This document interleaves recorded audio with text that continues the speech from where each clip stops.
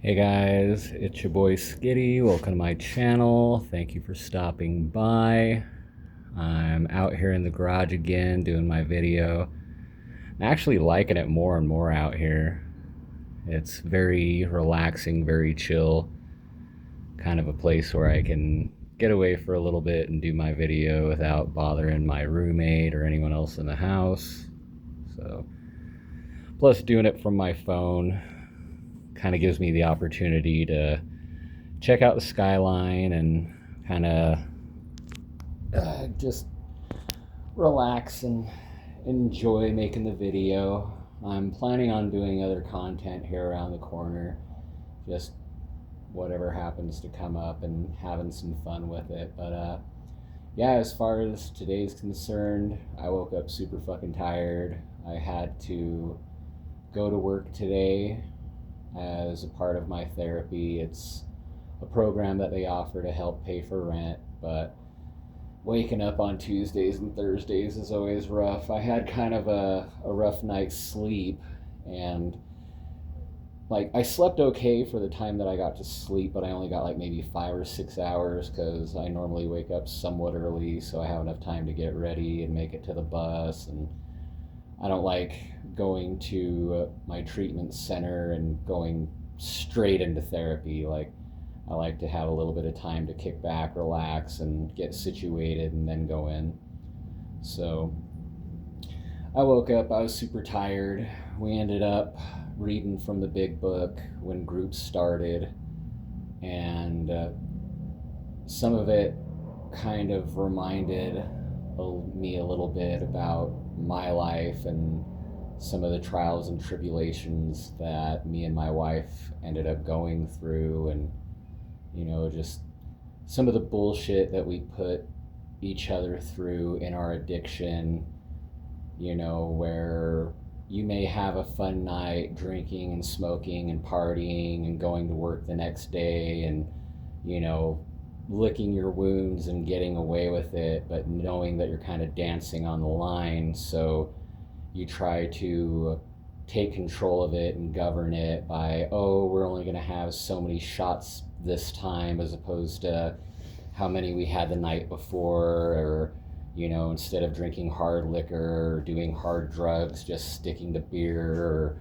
sticking to weed and stuff like that, like always trying to find a loophole. And sometimes it would work, and more oftentimes than not, though, it would usually just end up being all bad, to the point to where we would just stop counting or stop caring or not following through with what we said we were going to do, which would eventually lead to just eventual chaos, kind of like we knew what we were getting into it, but we kind of got to that juncture where we just didn't care, so we just took the ball and ran with it and went pro.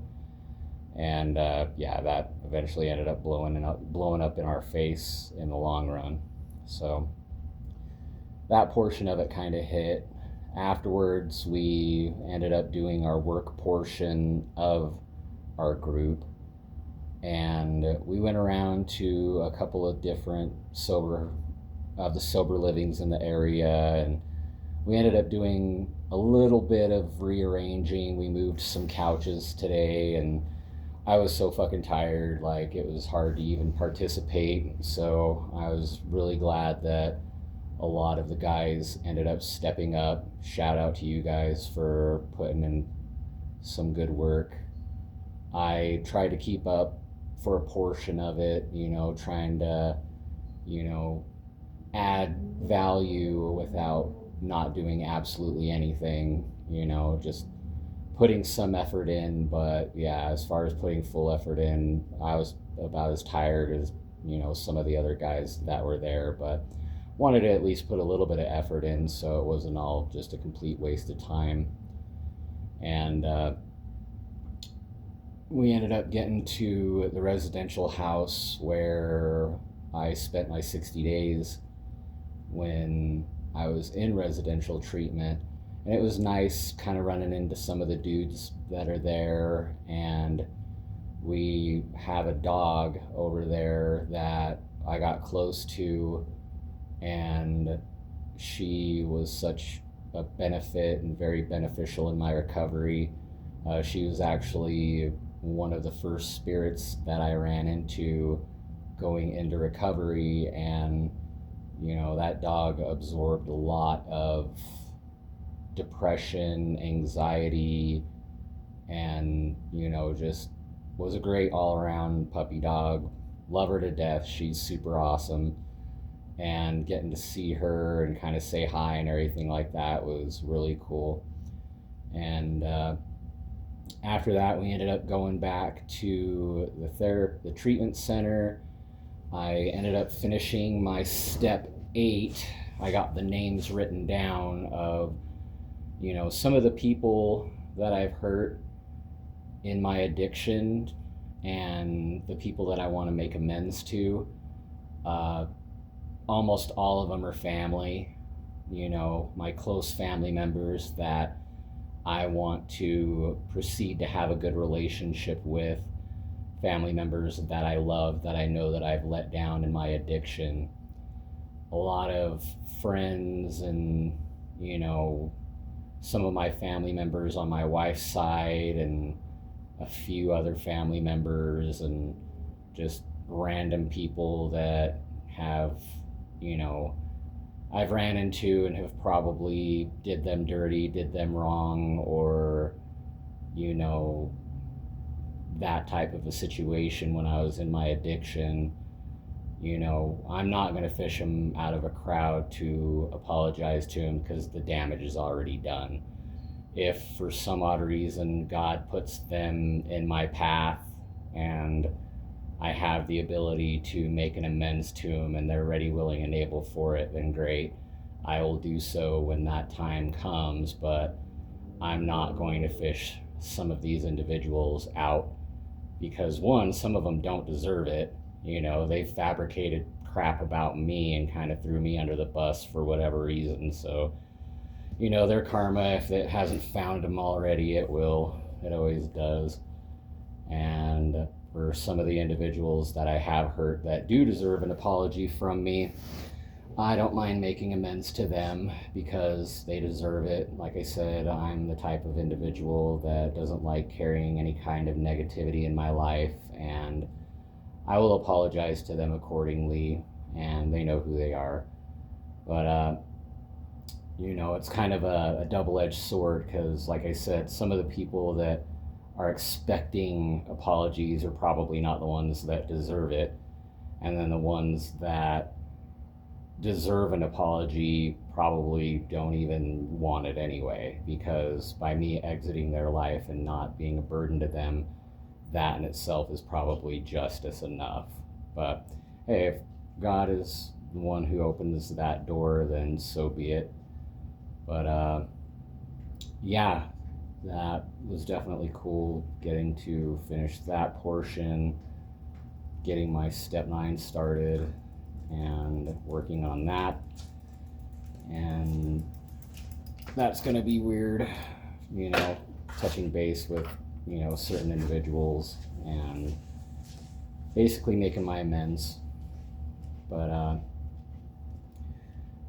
after that, I ended up talking with my case manager.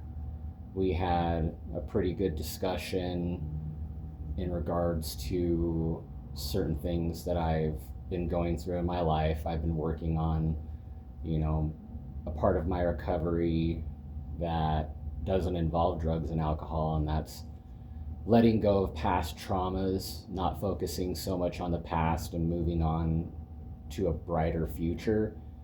And it's almost kind of spiritual for me now, because it's kind of like when somebody mentions there's a lot of red cars out, and then you go around and you start seeing a lot of red cars, almost like it gets manifested. That's kind of been happening to me here recently, where I've been working on the art of letting go of certain things that I've dealt with in my past and making amends and moving on from that, and not letting those feelings and emotions take over me and taking my power back, and cutting off, any soul ties, any attachments that no longer serve me, that are only bringing me down and basically just draining my energy full of negativity, And it's been very peaceful and almost has left me in a lethargic vibe because now my body's finally starting to rest and relax and not be so on fight or flight survival mode. And that's been very beneficial, but working on the art of letting go has made it to where I am now seeing it in other aspects in my life. Like I ended up running into a Facebook post where it ended up saying that recovery isn't all about quitting drugs and alcohol, it's about healing those damaged areas in our life. And that one hit, but it was kind of weird because, I've been working on it before I even ran into that post, and then that post comes up and it was like, wow, okay, that's cool. And then running also into, one of my groups that I went to basically was about, letting go. There was a lot of things that some of the other clients have been dealing with that are kind of in the same boat where it's like you have to let go, And then even in that group, we ran into Buddhist teachings where it's like coming to this earth, we're just visitors here, we're just a passing dream. We're here 1 minute and gone the next. So a lot of the things that we worry about and the tension and the stress that we put ourselves through gets to the point to where we're actually doing it to ourselves. And, we're used to the chaos, and sometimes it's best just to let these certain things go. And so that definitely helped out a lot as well, talking with my case manager and my recovery coach in regards to these issues. And after that, ended up just relaxing for a bit, and I got my step 9 paperwork, so that was pretty smooth.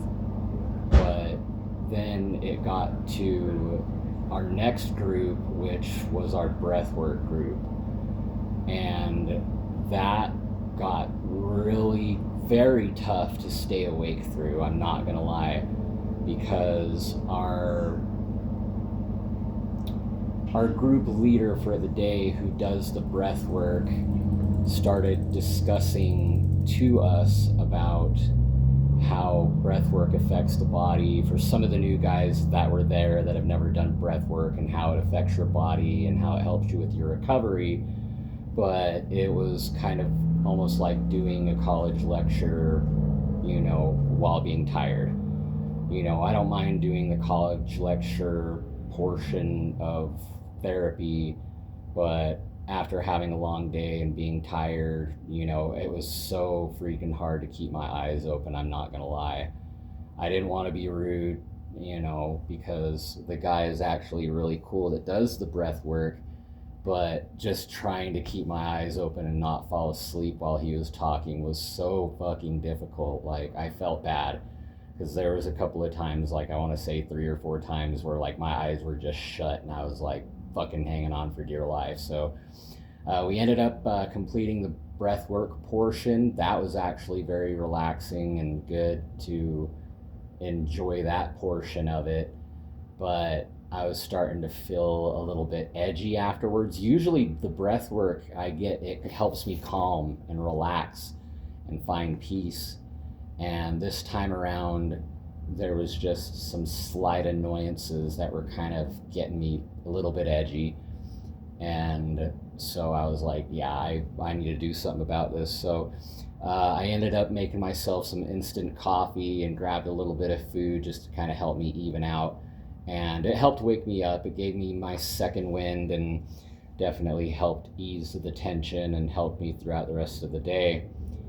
We ended up having our group later on in the night, our second group after breath work, and we ended up reading from the big book, and it was chapter 8 in regards to the wives. And it was kind of an eye-opener. Some of that reminded me of me and my relationship and some of the things that I had put my wife through in our addiction, you know, to where it's kind of like you have to tread carefully with alcoholics and drug addicts because it changes your perspective when you're under the influence, you know. Whereas if I was sober and my significant other was to ask me, hey, you know, you're going pretty heavy, we should probably put a pin on that, I'd be more receptive to it as opposed to when I'm under the influence, because when I was under the influence, you couldn't tell me otherwise. I wanted to do it. And when anybody would start talking about, you know, like, oh, we should bag back or we should, you know, do less or none at all, it was kind of like, hey man, you know, like I'm going to do what I'm going to do, you know, and that was basically all of us at that point in time in our addictions. You know, if it wasn't me, it was my wife. It wasn't my wife, it was other people around us, being my wife's side of her family, my friends, her friends, you know, the list goes on, you know. But yeah, it was just always bad, you know. It was always seemed like there was never a winning situation where everybody was sober, you know, and seeking recovery and this, that, and the other, you know. There was always, you know, the weakest link and whatnot. And it got to the point to where we recognized our own faults, you know, where we started making fun of it, saying after dark, you know, that was, you know, skitty after dark, you know, whenever I was blacked out, white girl wasted or whatever, you know, and we just made a big joke about it between all of us, you know. And then the next day we'd have our apologies and we wouldn't remember what happened the night before, and it was like, hey, you know, it wasn't you, it was so and so after dark, you know. So we'd get over our bullshit really quick and we'd make our amends and go right back to the same thing the night before, you know, I mean the night after. So it was just an ongoing cycle of chaos and fuckery, which I am definitely glad that I am done with and over with and have moved on from. And yeah, so that was the majority of the night in regards to group. Ended up making my way home. Ended up having something really lucky happen. I ended up making some eggs for dinner, and I cracked open my first egg and 2 yolks came out. So they were twins, double homicide. That was super lucky. I haven't had that happen and I can't even remember, like, the longest time. So that was really neat to see. I took a picture of it and posted it on my social media. And yeah, you know, that was basically the majority of my day. But on this video, I kind of wanted to address a couple of things that have been coming up on the sidelines and some questions that I've been asked from a couple of my friends online. And it's in regards to making videos and, you know, putting up content, and they're just asking me advice on certain things that, you know, I'll address on this video, because I was thinking about making a video on it, but I'm just going to send it and put it out there. And some of the questions that were asked were, you know, like, is this something that you're doing to be famous? And the answer to that is no. I mean, if these videos, if I was to ever get famous from doing them, great, but that's not my intention. My full intention is, if I can share some of my story and put myself out there and help somebody in their struggle with sobriety, or something that they can relate to, and potentially maybe warm their heart and put a smile on their face, then that makes me happy. But at the end of the day, I do this for my own personal well-being. It definitely helps me out in my recovery. I have fun doing it, and if it hits, cool. If it don't hit, oh well, you know, these are my feelings on paper and putting it out there. And you know, I would love, you know, who wouldn't love to be famous? If anybody says that they put content out there and they don't want to be famous, yeah, fucking right, you know. Like, who wouldn't want, you know, the glitz and glam that goes along with any fucking YouTuber status that's out there. But, you know, if you're making that your initial intention, then you're doing it wrong, you know. Then it's going to become a job and you're going to be obligated to do it, and so on and so forth. which has led me to the portion where I got asked the question, like, what's my advice on content? And I've ran into plenty of, videos. Like, me and my wife started off faith-based. We fell back into our addiction, and so we stopped making videos because we didn't want to be hypocrites. And we were going to come back and do van life videos and sobriety videos and stuff like that were faith-based. And then she passed away, and I went back into treatment and had quit drugs and alcohol for a while, and was basically falling into this sobriety recovery YouTube channel type vibe with a little sprinkle of faith in there. I am a man of faith, I am a man of God, so I was, doing Bible readings and kind of what I got from that for a while. But I ended up falling back into my addiction, and once again, I don't want to put out content where I'm being a hypocrite, saying, oh, I'm clean and sober, and behind the scenes I'm, falling into temptation, smoking and drinking. That doesn't sit well with me. That's never sat right with me. So I ended up erasing all those videos and just started from scratch, as you may already know from my previous videos. But this time around, I ended up telling that individual who asked me in regards to content is just have fun with it, like, do what you want to do. If your thing is sobriety, do sobriety. If it's, all about God, make it all about God, or your higher power or whatever, but if you're not having fun doing it, then you shouldn't even really be doing it at all.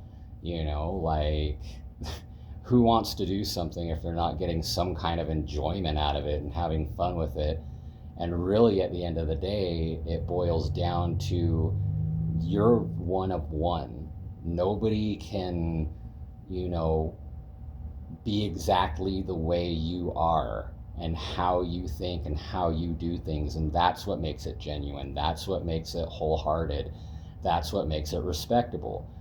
People may agree with your views. People may not agree with your views, so on and so forth. Which led into another question that was brought up, like, well, what do you think about people, copying your styles or basically biting your content? And it kind of got a laugh out of me, because it's like, people get into a mindset where it's like, oh, mine, they're copying me, they're doing it my way. I just hit a fucking button on YouTube. If for some reason my words or my advice ended up, falling into the same sink as somebody else, or vice versa, if somebody was to copy or bite my style, I don't have a trademark on recovery. I don't have a trademark on God. I don't have a trademark on doing the weird off the wall dumb shit that I do. I just do it, and I have fun doing it. And if somebody wants to copy my style or follow in my footsteps or repeat what I say and do, what is that? Imitation is the closest thing to flattery that you can get, so by all means do so. But as far as any other person's content on the internet, they're thinking, oh, they said what I said and they did what I did, so be it. Like, more power to you. Maybe I seen a video and you did something cool and funny that I may have wanted to try. It's just like all these other people with their mukbangs, eating different forms of food. It's like, why am I not doing dumb shit like that? Like, I can eat a fucking burger or a pizza or a taco just like anybody else and rate it just like anybody else with a solid ass opinion. If something sucks, I'll tell you if it sucks. If something's great, I'll tell you that it's great from my opinion. And if that opinion helps you make a better decision, so be it. Be it if I watch a movie, play a video game, read a book, hear a song, or have, any kind of food or whatever. Like, people don't have trademarks on things. So my best advice to you is play around, have fun. If you see something that worked for somebody else, by all means, try and use it. If that's your boat that you want to float and you want to take that ball and run with it, as long as you're having fun and you're happy, there's more than enough fame and fortune out there for anybody who's willing to take that first step, you know. And if they get famous from doing it, from following, a trailblazer's footsteps, that's great. I was asked what kind of YouTubers that I like watching, and I watch a bunch of random stuff. Some of my favorite YouTube channels, I love Good Mythical anything, Good Mythical Morning, Good Mythical More, Good Mythical Kitchen, and I've been watching those guys for a hot minute. They have excellent content, super fun, great guys, and just a great all-around show with excellent content. Smosh, a lot of their videos that I've seen have been excellent. I've watched Victoria Rose videos, and what she's done in regards to her life and van life, and a couple of other van lifers out there that I haven't really seen too much of. I end up watching Reiki videos when I start getting into weird energies and stuff like that, to help me find peace and calm. And I'm sure all of the faith-based people out there that are like, oh, that's not godly and this, that, and the other, well, like, it helps me relax. And yeah, there might be crystals, and there might be people out there that are like, oh, it's witchcraft and da da da da. It's like, man, I've learned to stay in my lane, and I know that Jesus Christ loves me and died for my sins, and I dedicate my life to him. And whatever happens along the way.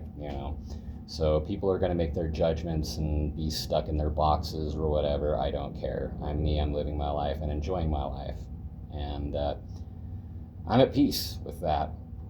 But that led to one of the final things where it was kind of like, well, aren't you afraid of being recognized or being embarrassed or running into situations where it's like people will try to extort you? And that's kind of concerning when people have the availability to try and hurt your feelings and make you feel bad, and it's something that I've ran into ever since I was a little kid. There's people out there that will try and bully you. There's people out there that will try and mock you or make you feel less than. And I've went through so much of that in my life where I personally don't even care anymore. Like, they can say what they want, they're gonna think what they're gonna think, they're gonna do what they're gonna do, and I'm comfortable in my own skin, and I know the truth. Because I've ran into a lot of people, they'll make fabrications, they'll say things about me from the outside, not even knowing who I am in real life or even touching the surface, and saying and doing things in regards to me and my nature that more oftentimes than not, when people actually get to know the real me and talk to me, they'll realize that whatever they heard about me, seen about me, thought about me is completely opposite of who my character truly is.